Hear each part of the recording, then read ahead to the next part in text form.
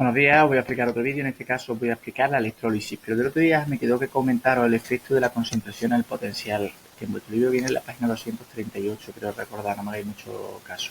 Me preguntabais algunos que si la concentración de las disoluciones en las que están introducidas los electrodos tienen que ser siempre 1 molar, y necesariamente no, ¿de acuerdo? Eso solamente sería en condiciones estándar, pero si hay una pequeña variación del potencial de las celdas, ¿vale? Cuando la concentración de las disoluciones anódica y catódica no es 1 molar, ¿vale? Esa variación es la siguiente. Os fijéis de acuerdo con la expresión de NER, que es la siguiente. El potencial real sería el potencial estándar menos 1 partido por n, 0,059 logaritmo de Q. ¿Quiénes son los moles de electrones puestos en juego? O los electrones intercambiados. Y esta Q es la relación que hay entre la concentración de la especie que se oxida o sal anódica y la concentración de la especie que se reduce o sal catódica. Esto es una variación constante, por tanto el potencial realmente está variando, pero fluctúa muy poquito, ¿vale? Fluctúa un voltaje muy poquito. Es un concepto que actualmente en los últimos años no lo he visto yo en selectividad, o llevo ya mucho tiempo sin verlo, pero que sí es interesante que lo conozcáis y que veáis algún ejemplo resuelto como los que tenéis en el libro, ¿de acuerdo? Ahora vamos ya a la electrólisis, que es lo que nos interesa. Yo he hecho aquí un esquema resumen muy breve, ¿vale? En el libro viene de la página 239 a la 244, ¿vale? Y la electrólisis es el proceso contrario a una oxidación-reducción espontánea. Es decir, nosotros cuando tenemos una pila, generamos una reacción redox. Esta generación redox además nos da una electricidad, ¿de acuerdo? Nos da una pequeña corriente eléctrica. En una electrólisis, a partir de una corriente eléctrica externa, vamos a generar una reacción redox, ¿vale? Por tanto, la electrólisis es un proceso no espontáneo, ¿de acuerdo? Que se produce cuando unimos dos electrodos que están inmersos en una disolución de un electrolito mediante una diferencia de potencial exterior, ¿vale? La disolución de electrolito puede ser una disolución de cualquier sal en agua o también podemos utilizar una sal fundida. El esquema de una celda redox es muy parecido al de una pila. La única diferencia está en que aquí tenemos esto, ¿vale? Este elemento que es una fuente de alimentación o una pila que no genera una corriente eléctrica. En el ánodo se sigue produciendo la oxidación, en el cátodo del electrodo en el que se sigue produciendo la reducción, pero aquí hay una pequeña diferencia también, el que en el cátodo está unido al polo negativo, por tanto va a tener polaridad negativa, y el ánodo está unido al polo positivo, por tanto va a tener polaridad positiva. El voltímetro es un elemento que nos permite medir la diferencia de potencial, ¿de acuerdo? Si una celda electrolítica es un sistema que permite obtener una reacción redox a partir de energía eléctrica y está compuesto por el electrolito, que es una de las sustancias que conduce la corriente eléctrica, o una sal fundida, por los electrodos, ánodo donde se produce la oxidación, polaridad positiva, cátodo donde se produce la reducción, polaridad negativa, ¿vale? Una fuente de alimentación para producir la reacción redox no espontánea, ¿vale? Siempre hay que suministrar más diferencia de potencial, un poquito más de diferencia de potencial que la que marcaría la celda como tal, ¿de acuerdo? Y además, recordar que, bueno, dado la polaridad, los iones positivos irán hacia el electrodo negativo y los iones negativos irán hacia el electrodo positivo. Mira, os hago un comentario con respecto al libro. En el libro vienen varios ejemplos, viene electricidad de sal fundida, electricidad del agua, electricidad de disolución acuosa. El fundamento siempre es el mismo, ¿vale?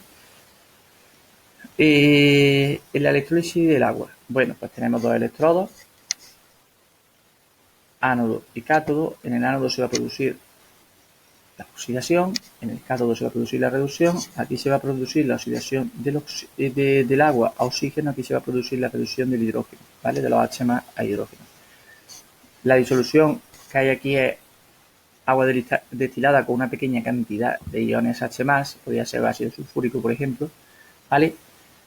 Y lo sometemos a una diferencia de potencial, es decir, los conectamos a una fuente de alimentación externa. Si tuviéramos un dispositivo como este, podríamos ir recogiendo el oxígeno y podríamos ir recogiendo el hidrógeno, simplemente dos tubos de ensayo invertidos en cuyo interior hemos metido los electrodos, ¿vale? Pero de todas maneras, si no tuviéramos esto, pues veríamos un burbujeo en el ánodo y otro burbujeo en el cátodo. Un gas sería oxígeno, otro gas sería hidrógeno. ¿Vale? Lo podríamos hacer en casa con una pila unida con dos pequeños cablecitos, dos pedazos de metal, introduciéndolos por separado y nunca en contacto, que estuvieran en contacto, es una disolución de este tipo. Pues muy bien. Nosotros al introducir los dos electrones en el agua, lo que generamos es los procesos de reducción-oxidación de cada uno de ellos. En el caso del hidrógeno, hemos dicho que es la reducción de los H+, ¿de acuerdo? 4H más 4 electrones da lugar a 2 de gas hidrógeno y el potencial del electrodo de hidrógeno, como sabéis, es 0. Ese es el potencial del electrodo de hidrógeno. Me quiero detener aquí un poquito porque vosotros recordáis que la E de la celda era E del cátodo menos E del ánodo, ¿verdad? Esto sería 0. Y la reacción que se da en el ánodo, que es la oxidación, sería la oxidación del agua. Al oxidarse el agua se descompone en los H+ y en oxígeno gas. ¿Vale? Y necesita 4 electrones para ello. Y me dice aquí un potencial de 1,23 negativo. Mirad, si yo utilizo E del cátodo, pero menos 1,23, me quedaría un potencial de más 1,23. Pero ojo, os quiero indicar una cosa. Nosotros para utilizar E del cátodo menos E del ánodo tenemos que utilizar los potenciales de reducción, que son los que tenemos en las tablas. Aquí me están dando un potencial para la segunda semireacción, ¿vale? Para la semireacción de oxidación me están dando un potencial que es el potencial de oxidación de la reacción tal cual está escrita. Porque en el libro, otra de las opciones que me dan, en vez de E del cátodo menos E del ánodo, es sumar los potenciales de cada una de las reacciones. Nosotros realmente, si miramos en la tabla el potencial de reducción, que es el que nos aparece para el oxígeno, no el de oxidación, me quedaría 1,23. Entonces, E del cátodo menos E del ánodo sería 0, menos 1,23, menos 1,23. Entonces sí estaría el resultado correcto. ¿De acuerdo? Entonces, os digo que en el libro los potenciales me lo dan para la reacción tal cual está escrita. Esta de reducción me da el potencial de reducción. Esta de oxidación me está dando el potencial de oxidación, que es menos 1,23 y me suma uno con el otro. Nosotros lo hacemos siempre como E del cátodo menos E del ánodo. Utilizamos siempre potenciales de reducción que son los que están en las tablas. La diferencia entre el potencial de reducción y el potencial de oxidación es que si yo tengo una reacción de reducción y me da el potencial, por ejemplo, 1, esa misma reacción en sentido inverso, es decir, en sentido de oxidación, el potencial sería menos 1. ¿De acuerdo? Muy bien. Tenía otro ejemplo más, que es la electrólisis de disolución acuosa de NaCl. Bien, tenemos nuestro ánodo, tenemos nuestro cátodo, tenemos los aniones, tenemos los cationes, de sodio más, los de cloro. El cloro se va a reducir y va a generar un gas que es tóxico y venenoso. Luego, esto no se ocurra hacerlo nunca en casa. Se generaría una corriente de cloro y el gas cloro es un gas tóxico, ¿vale? Y en el caso, por ejemplo, de los iones N+, estos iones no se van a reducir. Y diréis, ¿por qué no se van a reducir? Porque en la disolución acuosa también tenemos OH-, ¿de acuerdo? Y al tener OH-, ya el OH- tiene un potencial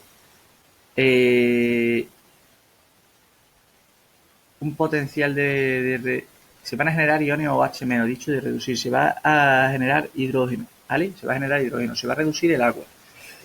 Porque el potencial de reducción del agua para generar iones OH-, ¿de acuerdo? Que es lo que se va a generar, es menos 0,83, mientras que el del sodio es menos 2,71. ¿De acuerdo? Como vemos, el potencial de reducción de menos 0,83 es mayor que el de menos 2,71, por tanto se va a reducir antes el agua, ¿de acuerdo? Y volvemos a lo mismo, lo he dicho antes. Potencial de la celda. El potencial de la celda sería E del cátodo menos E del ánodo. Menos 0,83 menos 1,36 no me queda esto. Sin embargo, aquí tenemos una reacción que es de oxidación. Si le damos la vuelta, esto sería 1,36. El potencial de reducción del cloro sería menos 1,36. Y como es E del ánodo, 1,36, perdón, E del cátodo menos E del ánodo, menos 0,83 menos 1,36, si me queda menos 2,19. Insisto, es lo mismo. nosotros vamos a utilizar siempre los potenciales de reducción, que son los que están en la celda. Si por lo que sea en algún ejercicio de manera enrevesada hubieran dado la reacción así, en forma de reacción de oxidación, nos dan un potencial negativo, sabéis que es positivo. Si es positivo, sabéis que es negativo. ¿De acuerdo? Muy bien. Dos cositas más muy simples. Para los problemas de redox, ¿vale? De electrólisis, vamos a tener que utilizar las leyes de Faraday. Faraday descubrió al final en el siglo XIX que había una relación muy simple entre la cantidad de sustancia que se depositaba o que se consumía de un electrodo y la cantidad de carga eléctrica que circulaba por la celda. ¿Vale? Sus descubrimientos se reducen en dos leyes. La primera ley de Faraday, que me dice que cuanto más electricidad pasa por uno de los electrodos, más masa se consume o se deposita en ese electrodo. ¿Vale? Dicho de otra forma o dicho de una manera más técnica.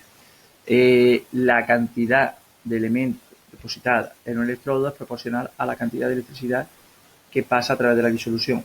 Por ejemplo, si para depositar 1 gramo de cobre yo tengo que estar suministrando una corriente eléctrica durante 1 hora en un electrodo, pues para depositar 2 gramos de cobre necesitaré la misma corriente eléctrica 2 horas, para depositar 3 la misma corriente eléctrica 3 horas, para depositar 4 gramos la misma corriente eléctrica 4 horas.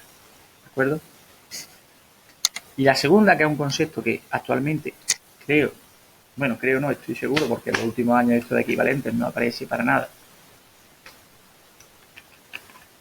pero yo lo voy a comentar porque sí os encontré muchas publicaciones en las que utilizo todavía el concepto de equivalente.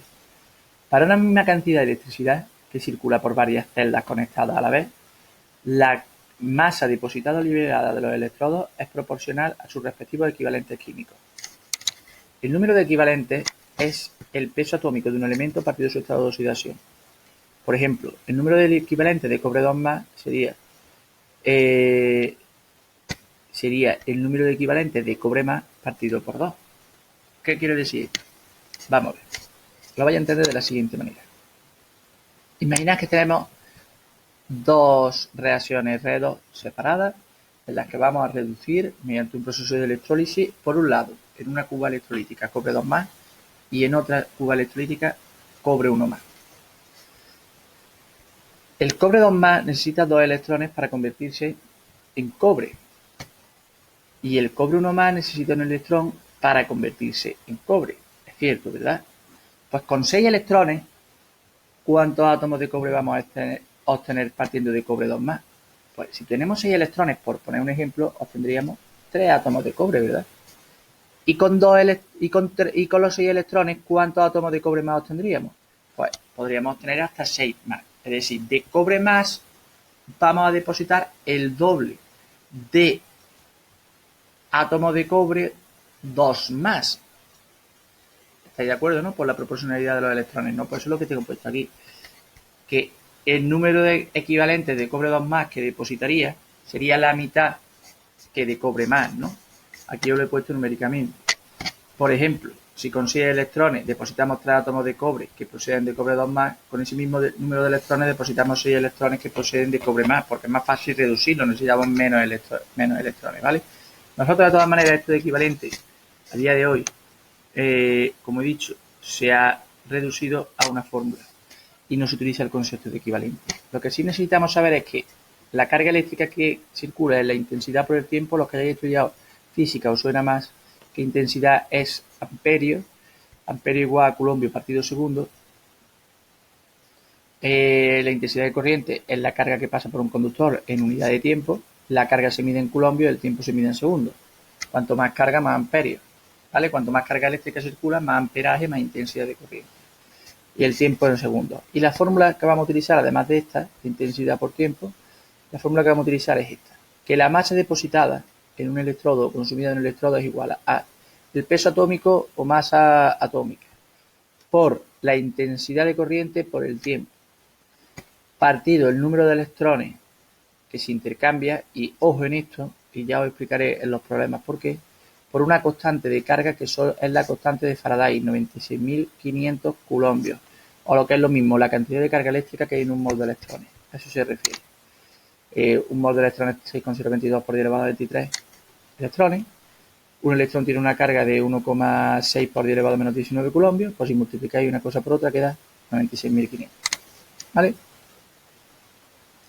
Bueno, os he hecho ya aquí un ejercicio, que es el ejercicio 1 de junio, ¿vale? El reserva 1 de junio 6b, y os lo he hecho para que sepáis cómo funciona esto de la ley de Faraday y más o menos el modelo universal de ejercicio que hay en selectividad.